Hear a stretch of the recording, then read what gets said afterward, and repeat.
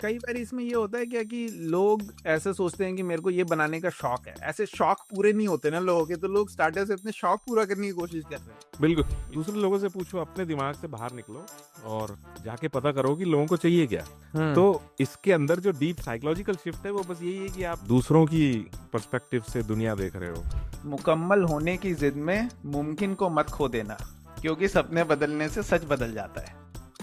वाह वाह वाह वाह, ये है इस पॉडकास्ट का सार। ये लोग जब कहते हैं ना कि फॉलो योर ड्रीम्स, या तो ये मेरे से लगता है गलत एडवाइस है, क्योंकि टॉक टू द यूजर्स को तो पता नहीं है आप क्या ड्रीम क्या है। फाउंडर्स थोड़ा ध्यान से देखते नहीं है सक्सेसफुल कंपनीज की अर्ली स्टोरीज। तो ये एपिसोड पिवट वाला इसीलिए बनाया कि it is not a straight line.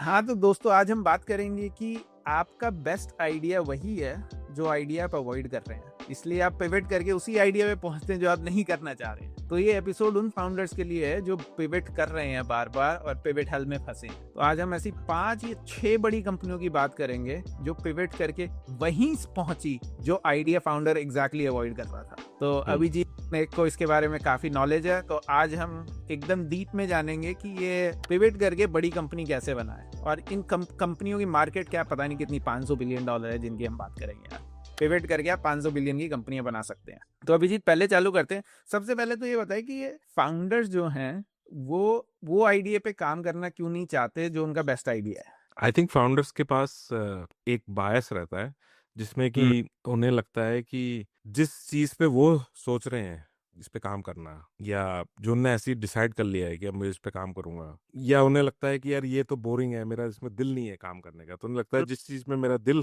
है उसमें मैं काम करूंगा। तो ये इस तरह से कई सारे बायस हैं जिसमें कि एक, मैं उसको ego centric view of the world बोलूंगा, कि आप ये सोच रहे हैं कि मैं बीच में हूँ सूर्य की तरह, और मेरे अराउंड जो है दुनिया घूम रही है, और मेरे अराउंड जो है मार्केट्स घूम रहे हैं, और जिस टाइम पे मैं डिसाइड कर रहा हूँ उस टाइम पे ये सब चल रहा है। जबकि इसका एक दूसरा व्यू है जो थोड़ा सा मार्केट सेंट्रिक व्यू है, कि आप एक जस्ट पार्टिसिपेंट हो, और आप वाईसीबी क्या सिखाता है, यही सिखाता है कि साल अपना छोड़ो, जाके लोगों से पूछो उन्हें क्या चाहिए।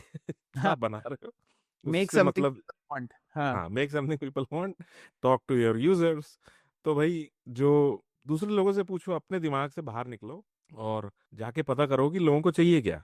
तो इसके अंदर जो डीप साइकोलॉजिकल शिफ्ट है वो बस यही है कि आप अपने को एक सेंटर ऑफ द यूनिवर्स छोड़ के आप दूसरों की पर्सपेक्टिव से दुनिया देख रहे हो। तो अब जिसमें जो, हाँ, कई बार इसमें ये होता है क्या कि लोग ऐसे सोचते हैं कि मेरे को ये बनाने का शौक है। ऐसे शौक पूरे नहीं होते ना लोगों के, तो लोग स्टार्टर से अपने शौक पूरा करने की कोशिश कर रहे हैं। बिल्कुल बिल्कुल। तो मतलब जो एक बार हम एचआर और पेरोल कंपनी में काम कर रहे थे, मैं और मेरा को फाउंडर, जब हमने वहां से जॉब छोड़ी तो मैंने उनको बोला, यार दूसरी एचआर पेरोल ही कम चालू करते हैं, बट ऐसा करते हैं इस टाइम हम बड़ी कंपनीज को बेचेंगे, 5,000 एम्प्लॉयज क्या ये, मतलब थोड़ा टाइम लगेगा इसको बनाने में, बट अच्छा, आज तक मुझे लगता है कि वो सबसे अच्छा आइडिया था जो हमने सोचा। और अब हालांकि मतलब महा बोरिंग है, मतलब एचआर प्रोडक्ट बनाना, लेकिन बड़ी बड़ी कंपनियां बेचती हैं इस पे, मतलब वर्क डे वगैरह चल ही रहा है इतना। तो अब जो है इसमें मेरा को-फाउंडर बोलता है ना, मूड, इसका मूड नहीं है। मजा नहीं आएगा। हाँ, मजा नहीं आएगा।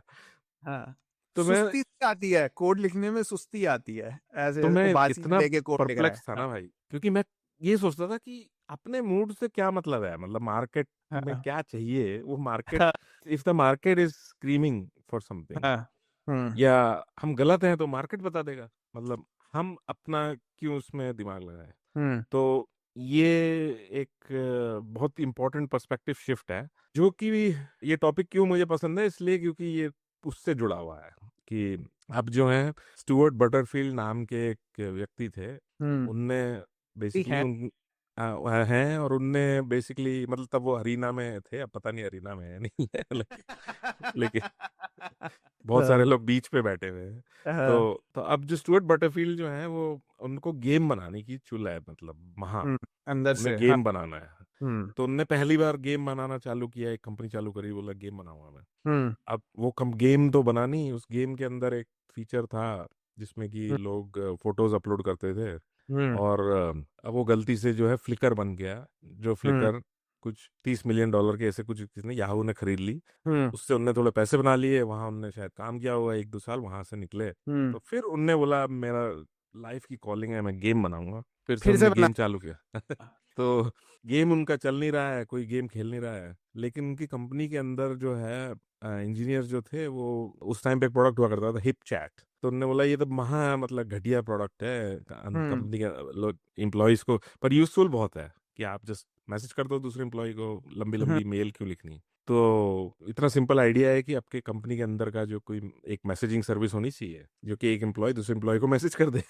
हाँ और उसमें उनने एक प्रोडक्ट बनाया अपने खुद के यूज के लिए, जो प्रोडक्ट पूरी कंपनी उनकी यूज करती थी। जब उनने उसको लॉन्च किया तो वो company I think fastest growing to, मतलब I think fastest to hmm $100 million revenue पहुंचने वाली कंपनी।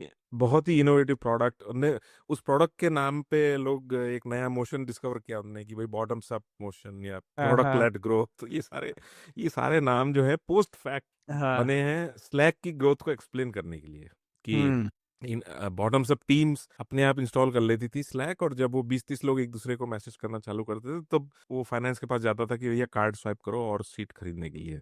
हम्म तो हम्म अब उसमें फिर फ्रीमियम, इतने सारे हम्म इनोवेशन थे उसके गो टू मार्केट के अंदर कि हम्म भाई साहब it spawned like a whole another like class hmm in business school. Hmm तो तो स्लैक जो था अपने हम्म आप के टाइम का बहुत ही एक्सीडेंटल और इनोवेटिव प्रोडक्ट था, पर वो बना गेम रहे थे, एंड हम्म देन उनने पिवट किया स्लैक पे, जहां उनका मतलब जो गलती से अंदर कंपनी के उनके हम्म अंदर चल रहा था। हम्म तो ये मतलब अगेन इस तरह की चीजें हैं कि फाउंडर्स इनहेरेंटली एक स्टुअर्ट बटरफील्ड के लाइक सोशल नेटवर्क प्रोडक्ट्स ज्यादा अच्छे सोचते हैं, मतलब जो यूटिलिटी बेस्ड प्रोडक्ट्स हैं उनका उसमें बहुत सिंपल और अच्छा दिमाग चलता है, लेकिन वो उसको अवॉइड करते हैं ये सोच के कि मैं गेम बनाऊंगा, और क्योंकि उनका शौक है। तो अगेन ये जो पॉडकास्ट है इसका ये है कि जरूरी नहीं है कि सारे शौक पैसे में या सक्सेसफुल प्रोडक्ट में तब्दील हो। तो ये लोग जब कहते हैं ना कि फॉलो योर ड्रीम्स, या तो ये मेरे से लगता है गलत एडवाइस है बेसिकली, क्योंकि talk to the users, users को तो पता नहीं है आप क्या ड्रीम क्या है।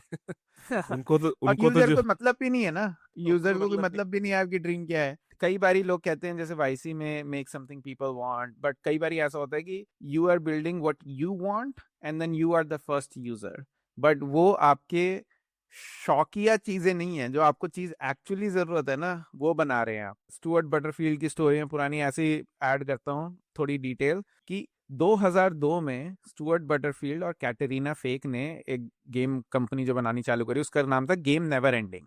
2002 में it was a real life player game जो होता है ना, जो एक साथ लोग खेल सकते हैं। और उन्होंने वो बनानी चालू करी और उसमें वो फोटो अपलोड कर रहे थे जो फिर फ्लिकर बनी। तो इन्हें पैसे कमा लिए, फिर इन्हें चैन नहीं पड़ा, इन्होंने कहा अब तो पैसे हैं हमारे पास। तो ये उनका दूसरा गेम था, अब पैसे के साथ बनाएंगे। उस गेम का नाम था ग्लिच। वो भी इन्होंने मल्टी प्लेयर ऑनलाइन गेम था, वो भी नहीं चला। और फिर आपने जैसे ये 2012 में उन्होंने बनाया था, 10 साल बाद पूरा पहले गेम के, मतलब शौक खत्म नहीं हो रहे हैं इनके। और फिर जब वो गेम भी नहीं चला तो फिर वो इवेंचुअली स्लैक बन गई। और जब आपने बोला कि ये फास्टेस्ट ग्रोइंग थी, तो 24 घंटे जब उन्होंने लॉन्च किया तो within 24 hours they got 8,000 companies to sign up and it was the fastest company to reach $1 billion valuation in the history of VC. तो अब ये लेसन ले लो भाई, जो आपके शौक है उसको छोड़ो, या पिवट या शौक या चीज बनाओ, फिर एकदम पिवट कर लो। नहीं वो नहीं चलेगी तो एकदम पिवट कर लो। तो इससे 27 बिलियन, पता नहीं कितने, 27 बिलियन की बिकी थी मेरे ख्याल से स्लैक। 30 मिलियन तो छोड़ो, राउंडिंग एरर है। 27 बिलियन की जो स्लैक बिकी थी in less than I think 10 years of founding और समथिंग, मैसिव सक्सेस स्टोरी। ये बोल रहा था कि जो काफी सारे पिवट्स जो होते हैं वो बेसिकली, अगर ये ट्रू है पता नहीं, बट हम्म काफी इंटरेस्टिंग चीज से बोरिंग चीज में पिवट होते हैं। ये हाँ असर्शन है मतलब हाँ कि गेम बहुत ही इंटरेस्टिंग है, मतलब हाँ एक्चुअली मेरा भी सपना है गेम बनाने का। गेम बहुत ही इंटरेस्टिंग है कि आपने कुछ बना दिया, लोग उसको खेल रहे हैं, और उससे मतलब दैट वो फीलिंग बहुत सेटिस्फाइंग लगती है सोच के, इमेजिन करके कि गेम काफी पावरफुल पीस ऑफ सॉफ्टवेयर है इन्वेंट करना। बट उसके मुकाबले फोटो शेयरिंग या इंटरनल कॉर्पोरेट मैसेंजर इज काफी बोरिंग मतलब कि। आप ये सोचो कि वो सोच रहे हैं कि हम एज ऑफ एम्पायर्स बनाएंगे, लोगों को खेल के बहुत मजा आएगा, और एकदम से वो कन्वर्ट हो गया B2B SaaS में। बिल्कुल बिल्कुल। दुनिया की ए, सबसे बोरिंग। एक और इसका उदाहरण है मेरे पास, हाँ ब्रेक्स। तो हाँ ब्रेक्स जो है वो वाईसी कंपनी है, हम्म वो कॉर्पोरेट कार्ड्स देती थी फाउंडर्स को जब वो चालू हुए थे। और उनका एक बड़ा सिंपल सा इनोवेशन था कि आप बिना पर्सनल गारंटी के फाउंडर कॉर्पोरेट कार्ड ले सकता है, हम्म और आपको उसके फ्लो में जो एसएसएन था वो कंपलसरी फील्ड नहीं था। हम्म मतलब ये छोटे छोटे, मतलब बहुत सुनने में दो ऐसे इनोवेशन लगते हैं, बट जब वो एक्चुअली में वाईसी में एंटर हुए तो वो वर्चुअल रियलिटी हेडसेट बना रहे थे नया। और तो उनका बैकग्राउंड भी यही था कि वो अपने ब्राजील से, जब वो टीनेजर्स थे तो उनकी एक ऑनलाइन पेमेंट कंपनी थी, और उस कंपनी को वो लोग फिर बेच के फिर यूएस आए, और यहाँ पे उनने वापस अपना जब नया स्टार्टअप सोचा तो उनने बोला कि हम वर्चुअल रियलिटी हेडसेट बनाएंगे। हम्म और उस टाइम पे ऑफ कोर्स ऑक्यूलस वगैरह आ चुका था, और उस टाइम पे हम्म खूब लोग मेटावर्स और इस सब की बात करते थे कि एकदम वर्चुअल रियलिटी एक मतलब काफी इंपॉर्टेंट टेक्नोलॉजी थी, जिस हम्म लोग काफी फ्यूचर में भी बिलीव करते थे कि इसका ये तो आएगी, ये ये तो तो होगी। आएगी, इसका टाइम है। बहुत हाँ। एक्साइटिंग था उस टाइम के लिए। बिल्कुल। तो वहां से उनने जो है दोबारा पेमेंट, मेरे को पता है उन दोनों के बीच में क्या बात हुई क्योंकि एक ने बोला होगा कि यार दोबारा फिनटेक करना है, नहीं दोबारा हाँ फिनटेक नहीं करना, हो गया अभी बस बहुत हाँ कुछ। तुमने बैठ कर ब्रेनस्टॉर्म किया होगा कि हाँ। अच्छा सबसे कटिंग एज क्या है आइडिया। सब वो हर दिशा में भागे होंगे पहले, कि उन्होंने कहा होगा ये भी नहीं, ये भी नहीं करेंगे, ये भी। उन्होंने कहा दुनिया का सबसे घटिया आइडिया कर लेंगे, बट ये पेमेंट्स नहीं करेंगे दोबारा। ये करके बिल्कुल हम परेशान हो गए थे।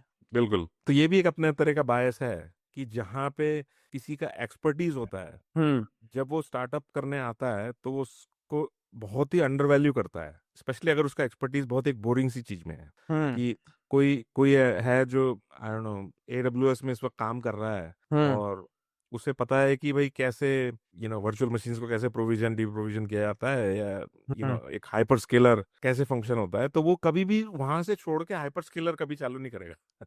हाँ, भले क्योंकि वो बच्चों के खिलौने बनाएगा, वो कहेगा मैं बनाऊंगा ये हाँ बच्चों के खिलौने। हाँ बिल्कुल बिल्कुल। तो ये बहुत इंपॉर्टेंट फेलियर मोड है जो बहुत सारे फाउंडर्स का, कि उन्हें कुछ सिंपल सा कुछ करना आता होगा, कि मान लो कस्टमर सपोर्ट में एक्सपर्ट हैं, लेकिन वो कभी नहीं सोचेंगे कि इसके ही यही करते हैं दोबारा, इसी हम्म में लोगों को काफी पेन है, हम्म और इसी को रिमूव करते हैं, वो थोड़ा एक्साइटमेंट की तरफ भागते हैं। हम्म क्योंकि अगेन थोड़ा ईगो सेंट्रिक व्यू है rather than market centric view world का, कि प्योरली ये डिस्टिल करना कि मार्केट को क्या चाहिए और क्या वैल्यूबल होगा, हम्म। जिस चीज में मेरे को शौक नहीं भी है वो उसमें मैं काम कर पाऊंगा या नहीं कर पाऊंगा, वो बहुत ही डिफिकल्ट रहता है लोगों को एग्जीक्यूट करना। अभी भी ऐसा है कि मैं कुछ फाउंडर से बात करता हूँ, वो मेनली पिवट हेल में इसलिए ही फंसे हैं क्योंकि अपनी एक्सपर्टीज पे डबल डाउन नहीं कर रहे हैं। वो हम्म अगर वो एक्सपर्टीज पे डबल डाउन करें तो शायद कुछ और बेटर निकल के आ जाए। उन्हें लगता है यार इसमें तो सब कुछ हो चुका है, इसमें और क्या हो, है ना। राइट। उन्हें लगता है कि उन्होंने वो एडवांस्ड कटिंग एज पे हैं, या वो उस चीज के ऑलरेडी काम कर रहे हैं, तो वो घर की मुर्गी दाल बराबर हो गई है उनके लिए। बिल्कुल वो इसके लिए एग्जैक्टली। परेशान है। हाँ, ब्रेक्स वाले एक्चुअली मतलब शुरू से ही फोडू फाउंडर्स हैं। पगार मी जो उनकी कंपनी थी ब्राजील में, वो कुछ हंड्रेड्स ऑफ मिलियंस प्रोसेस करती थी साल के।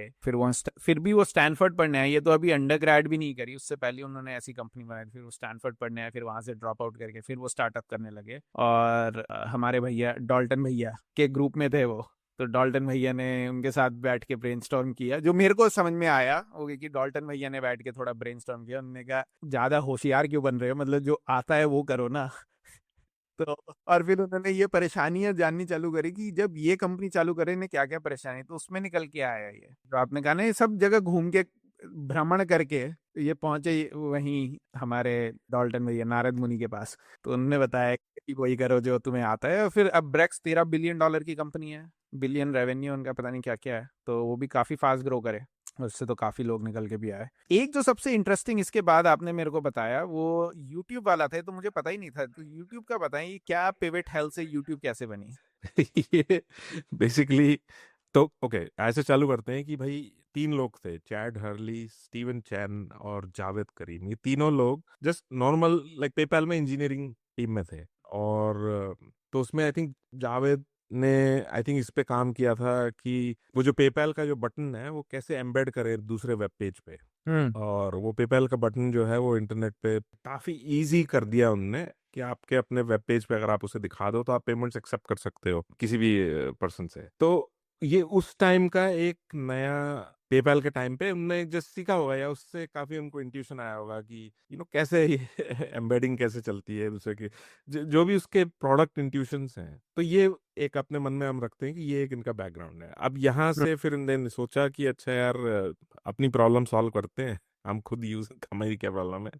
तो ये तीनों लोग जो थे, आई थिंक मतलब 25-27 ऐसे कुछ, maybe like this needs to be fact check, but I हाँ थिंक उस रेंज में थे। एंड तुमने बोला डेटिंग साइट हाँ बनाते हैं, तो 2005 में उन्होंने चालू किया एज अ डेटिंग साइट की भाई, डेटिंग साइट्स पे पिक्चर्स रहती हैं, अब जो है वीडियो डालेंगे लोग। हम्म तो वीडियोस ज्यादा बेहतर आने लग जाएगी, आप कौन हो, कैसे बात करते हो, आपकी आवाज, और मतलब जस्ट लाइक काफी प्लॉजिबल थीसिस है कि भाई डेटिंग में आप किसी से मिलने जा रहे हो तो उसका वीडियो क्यों नहीं है। ये एक बहुत ही नॉर्मल सी थॉट है जो हाँ आज तक नहीं है एक्चुअली में। जो आज तक भी अगर नहीं चल रही है। हाँ हाँ, आज तक भी नहीं, तो इसमें कहीं ना कहीं कुछ एक फ्लॉ है जो हाँ ऑलमोस्ट लाइक ऑन पेपर अब इजीली डिस्कसेबल नहीं है, बट हाँ समहाउ टिंडर वगैरह भी स्टैटिक इमेजेस ही हैं, लोग जो स्वाइप कर रहे हैं।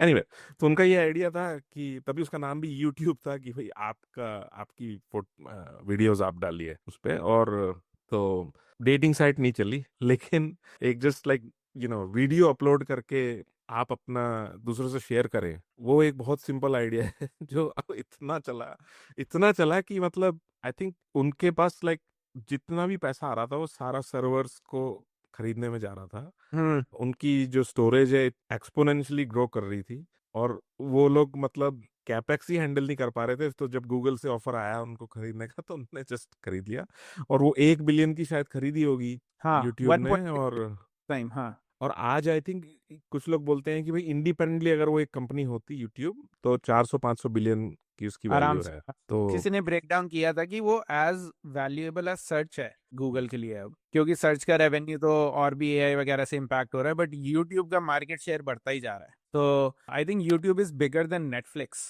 In terms of total hours it is viewed. और ये इतना इंटरेस्टिंग है कि जब शुरू में उन्होंने डेटिंग साइट के लिए बनाई यूट्यूब, तो 2 महीने तक कोई अपलोड नहीं आया। वो $20-20 दे रहे थे कि अच्छा अपलोड कर दो वीडियो, कि कोई तो देखे, तब भी कोई देख नहीं रहा वीडियोस में। तो उसके बाद which is the very popular first video जिसको बोलते हैं यूट्यूब की, जो पर्सनली अपलोडेड थी, वो me at the zoo video upload करी थी, आई थिंक स्टीवन चेन ने। और उसके बाद तो गाड़ी जब चली तो फिर रुकी नहीं। तो वो अपने शौक पूरे कर रहे थे डेटिंग के, वो भी पूरे नहीं हुए।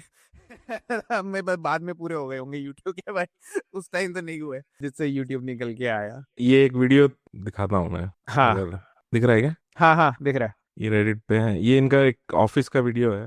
हाँ I was getting pretty depressed, like, towards the end of last week. And I was like, dude, we have, like, maybe 40, 50, 60 videos on the site, but I'm not, it's like, I'm thinking, okay, so if I'm actually a user of the site, I'd be gone in, like, 4 videos, because, there's just not that many videos that I want to watch.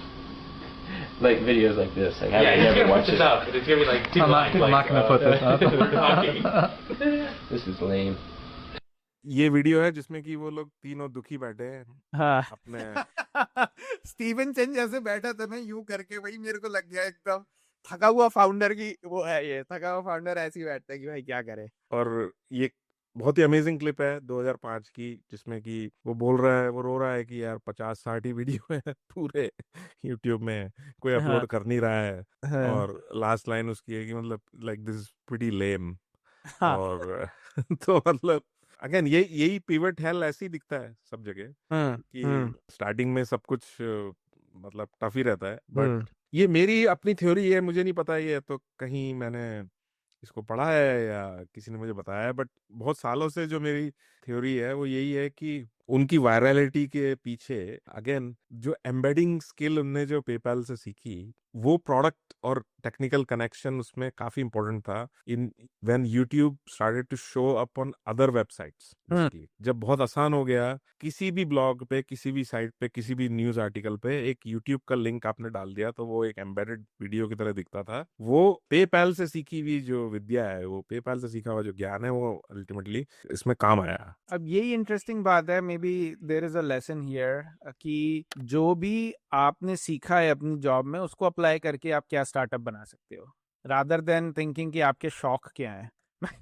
कि आपने सीखा है कि आपने जैसे Amazon के उसका example लिए कि वर्चुअल मशीन्स कैसे मैनेज करनी है, आप वो सब सीख रहे हो, उसके आप बेस्ट हो गए हो, बट आपके शौक है कि आपको चिल्ड्रन टॉयज बनाने हैं, तो उसमें कुछ निकल के नहीं आ रहा है, तो आप वो चीज करो जिसमें आप एक्चुअली अच्छे भी हो, जो चीज इस्तेमाल करके आप स्टार्टअप बना सकते हो। तो ये भी एक पिवट हेल से निकलने का तरीका है जो बहुत सारे फाउंडर्स नहीं करते जब मैं उनसे बात करता हूँ। तो एक और है, ये तो हमारा काफी डिटेल में शायद थोड़ा जाना हुआ है, वो है ट्विच, जहां से निकल के आई कि जस्टिन का, इसका मैं थोड़ा शुरुआत करता हूँ कि जस्टिन खान जब वाईसी में गया था, जस्टिन खान और जो उसके भी को फाउंडर होंगे 2007 में, तो तब उन्होंने चालू किया था justin.tv। तो जस्टिन खान हमसे बहुत ज़्यादा इंटरेस्टिंग आदमी है, तो उसने बोला मैं अपने सर पे कैमरा लगा के घूमूंगा और फिर मैं अपनी लाइफ पूरी ब्रॉडकास्ट करूंगा। ये 2000, आपको पता है यूट्यूब 2005 में आया, जस्टिन खान 2007 में कर रहा है, तो उस टाइम लाइव स्ट्रीमिंग का बहुत वो था, नई नई टेक्नोलॉजी थी, बहुत शौक थे लोगों को, तो उसने अपने सर पे कैमरा लगा के लाइव ब्रॉडकास्ट करना चालू किया। आई गेस माइल्डली चल गई साइट, बट ग्रो नहीं कर रही थी, लोग आई थिंक बोर हो गए थे या वो चल नहीं रही थी। तो एमेट शियर जो उनका को फाउंडर था मेरे ख्याल से, एमेट शियर ने जाके लोगों से कुछ बात करी कि वो क्या कर रहे हैं, एंड इवेंचुअली आई थिंक उन्हें सबसे पहला जो एमेट शेयर को मिला अच्छी डायरेक्शन, वो थी कि gamers were like using it heavily, जो भी ये टेक्नोलॉजी थी। अब इसका एक और मैं इंटरेस्टिंग वो है पीछे का एंगल, वो ये कि काइल वोग्ट करके एक इंजीनियर था जो एमआईटी में रोबोटिक्स में बेसिकली यही टेक्नोलॉजी पढ़ रहा था, और उसको इवेंचुअली कार कंपनी बनानी थी जो बाद में जाके क्रूज बनी, जो जीएम को बिक गई, जनरल मोटर्स को 1 बिलियन की, बट वो इसकी टेक्नोलॉजी बना रहा था। और फिर वो ये Michael Seibel, Emmett Shear, Kyle Vogt, Justin Kan सब ने मिलके ये फिर ट्विच इस डायरेक्शन में ले गए कि हम फास्ट लाइव स्ट्रीमिंग करेंगे गेमर्स को, एंड एज दे से द रेस्ट इज हिस्ट्री। सो इन्हें कुछ ऐसा करना है, 2007 में इन्होंने चालू करी थी और 2011 में जाके इन्हें समझ में आया कि गेमर्स के लिए बहुत यूजफुल है ये साइड, गेमर्स को बहुत मजा आ रहा है, तो उन्होंने टेक्नोलॉजी सब कुछ बंद किया बाकी, और सारी टेक्नोलॉजी उस डायरेक्शन में बनानी चालू करी। और काइल वोग्ट का प्रीवियस एक्सपीरियंस जो आगे जाके क्रूज में भी काम आया, सेल्फ ड्राइविंग कार्स के लिए, क्योंकि वो भी कैमरा टेक्नोलॉजी थी, लाइडर से वो अपने सराउंडिंग्स समझ के गाड़ी चला रहे हैं। But it was all started by कि इनका शौक था कि लाइव स्ट्रीमिंग करेंगे क्योंकि हम इंटरेस्टिंग लोग, एंड इवेंचुअली वो ट्विच बनी। बिल्कुल। ये उस समय एक टर्म भी हुआ करता था कि लाइव कास्टिंग थिंग, अच्छा। कि भाई हम हर आदमी दुनिया में अपनी लाइव ब्रॉडकास्ट करेगा। उस हाँ टाइम पे मूवीज भी आती थी ऐसी, ट्रूमैन शो वगैरह वगैरह, जो ऐसी थी कि रियलिटी टीवी का अगर आप बिल्कुल एंड तक एक्सटेंड कर दो, लॉजिकल कंक्लूजन ये होगा कि हर आदमी अपने रियलिटी, अपने शो का हीरो है basically, like an of one. तो उसमें जो टेक्नोलॉजिकल इनोवेशन था वो उसके बैकपैक में था, कि कैसे वो वेबकैम बैकपैक में हार्ड ड्राइव है और वो स्ट्रीम हो रही है। ये पूरा जो टेक्नोलॉजी था, ये काइल वोग की इंजीनियरिंग थी। उसमें जो वेबसाइट और डिजाइन और उस सब में जस्टिन, एमिट शियर का रोल था उसमें, और जस्टिन ऑफ कोर्स अपने मतलब स्ट्रीमिंग पायनियर थे। और उसमें ये बिलीव करना बहुत ही मुश्किल था कि यार गेम खेलने में तो मजा आता है, पर दूसरे को खेलते हुए देख के क्या होगा। मतलब ये इतना काउंटर इंट्यूटिव था एटलीस्ट मेरे लिए, हाँ कि क्यों कोई बैठ के दूसरे को गेम खेलते हुए देखेगा। हाँ। लाइक इससे ज्यादा बोरिंग तो कुछ मैं लाइक इमेजिन भी नहीं कर सकता। लेकिन हम्म यही है कि इट टर्न्ड आउट कि एक स्पेसिफिक चीज ऑफ लाइव कास्टिंग, उसमें जस्ट लोग जब गेम खेल रहे हैं, दे नोटिस्ड कि that ends up being like a very very high watch period, like लोग काफी उससे एडिक्टेड है। तो अगेन ये बहुत ही कीनली अपने प्रोडक्ट की मैट्रिक्स और अपने प्रोडक्ट को समझना, मतलब ये उसका बहुत ही परम एग्जाम्पल है कि एक बहुत ही छोटा पार्ट आपकी चीज का यूज हो रहा है, लेकिन आपने उसको पूरी तरह लाइक उसमें गिव अप करना बहुत ही आसान था, कि अच्छा लोग अपनी लाइफ को कास्ट नहीं करना चाहते, लेकिन इन लोगों के पास है कुछ इनसेन बिलीफ है कि नहीं नहीं इसमें कुछ है, right? So they are able to like pivot into this very very small part of live casting that is working. और आई थिंक फाउंडर्स थोड़ा ध्यान से देखते नहीं है सक्सेसफुल कंपनीज की अर्ली स्टोरीज। तो ये एपिसोड पिवट वाला इसीलिए बनाया कि it is not a straight line, और कुछ लोगों को लगता है पिविट किया तो जैसे हमने अपना आइडिया छोड़ दिया, लोगों को लगता है कि ये गलत बात है, लोगों को ये फेलियर की तरह लगता है। तो पिविट करना तो एवोल्यूशन है बिजनेस का। अगर आप पिविट नहीं करोगे तो जैसे नोकिया उन 1865 में पेपर मिल्स बनाती थी, अब नोकिया फोन बनाने लगी, कुछ बनाने लगी, तो आपको पता नहीं कि कंपनी कहाँ से कहाँ पहुंच जाए। तो पिवट करना तो बिजनेस का एवोल्यूशन है। इसको थोड़ा नेगेटिवली ना देखें, इसको ऐसे देखिए कि आप closer to getting to the right idea जा रहे हैं। और मानता हूँ शौक बड़ी चीज है, पर फंसे रहने की जरूरत नहीं है। अगर नहीं चल रहा है तो अपनी एक्सपर्टीज की डायरेक्शन में मूव करो और देखो कि अच्छा मैं क्या ऐसा बना सकता हूँ जो चीज लोगों को चाहिए। तो आप हो सकता है आपकी कंपनी भी बहुत बड़ी बन जाए। अगर ये स्लैक वाले लोग, स्टुअर्ट बटरफील्ड, यूट्यूब के फाउंडर्स, जस्टिन कान वाले ट्विच के फाउंडर्स, अगर ये पिवट नहीं करते तो ये बिलियन या 27 बिलियन की कंपनी कैसे बेचते। बिल्कुल। और ये याद रखो कि शौक तो ठीक है, पर फेलियर का शौक और भी गहरा लगता है। तो ये हिंदी पॉडकास्ट का फायदा है कि हम हाँ पंस यूज कर सकते हैं दोनों लैंग्वेज में। हाँ, तो सोचो सोचो, पिवट का सोचो, आगे बढ़ो थोड़ा, सफलता मिलेगी आगे जाके, जिस मेहनत करते रहो। तो आज का एपिसोड इस मैसेज पे खत्म करते हैं। अगले एपिसोड में कुछ और मजेदार बातें करेंगे स्टार्टअप की। चलो, ओके। चबक।